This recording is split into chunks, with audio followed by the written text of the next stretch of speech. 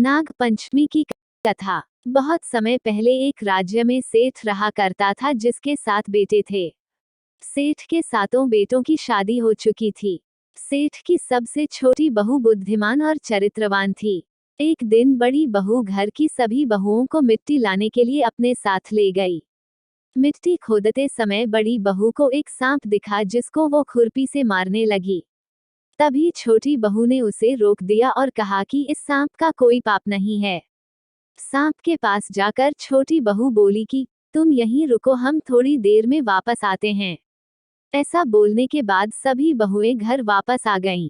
काम में व्यस्त होकर छोटी बहू सांप को किया वादा भूल गई। इसी बीच सांप उसका इंतजार करता रहा। दूसरे दिन जब छोटी बहू को सांप से किया वादा याद आया तब वो भागी भागी सांप के पास गई।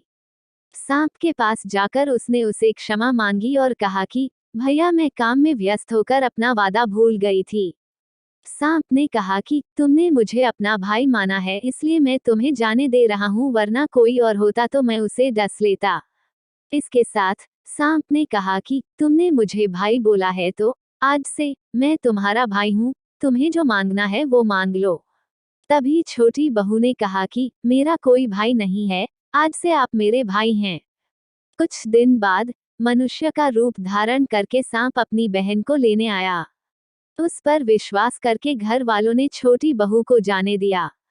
सांप छोटी बहू को अपने घर ले गया जहां सांप का परिवार रहता था। सांप के घर में इतना सारा धन देखकर बहू हैरान हो गई। एक दिन सांप की मां ने छोटी बहू को कहा कि अपने भाई को ठंडा दूध पिला देना। मगर छोटी बहू यह बात भूल गई और उसने सांप को गर्म को दूध पिला दिया, जिसके वजह से सांप का मुंह जल गया। सांप की मां बहुत गुस्से में थी मगर सांप ने उसे समझाया। थोड़ी देर बाद सांप ने कहा कि अब बहन का घर जाने का समय आ गया है। घर से विदा करते समय सांप के परिवार ने छोटी बहू को सोना, चांदी, हीरे, मोती, कपड़े और गहनों से भर दिया।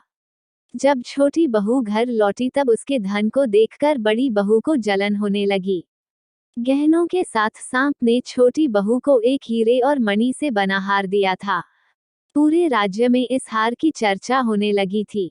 जब रानी को पता चला तब उसने ये हार मंगवाया। छोटी बहू को ये पसंद नहीं आया और उसने सांप को बुलाकर सारी बात बता दी। छोटी बहू ने भाई से आग्रह किया कि वो कुछ ऐसा करे जिससे ये हार छोटी बहू के गले में हार बन जाए और दूसरों के गले में सांप। बहन की बात मानकर भाई ने भी ऐसा ही किया। जब रानी ने ये हार पहना तब उसके गले में हार सांप में बदल गया। रानी चीखने लगी। रानी की चीख सुनकर राजा ने छोटी बहू को लाने का आदेश दिया।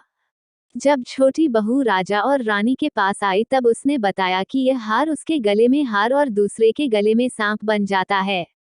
तब राजा ने छोटी बहू को हार पहनने के लिए कहा। छोटी बहू के गले में जाते ही सांप हार बन गया। यह चमत्कार देखकर राजा बहुत खुश हुआ और उसे धन दौलत देकर भेज दिया।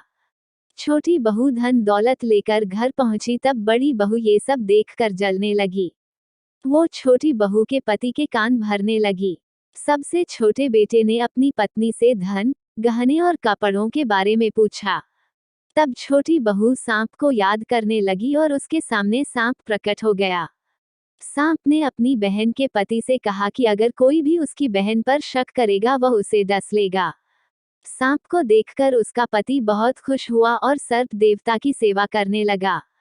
इस दिन से महिलाएं सांप को अपना भाई मानकर विधि अनुसार पूजा करती हैं।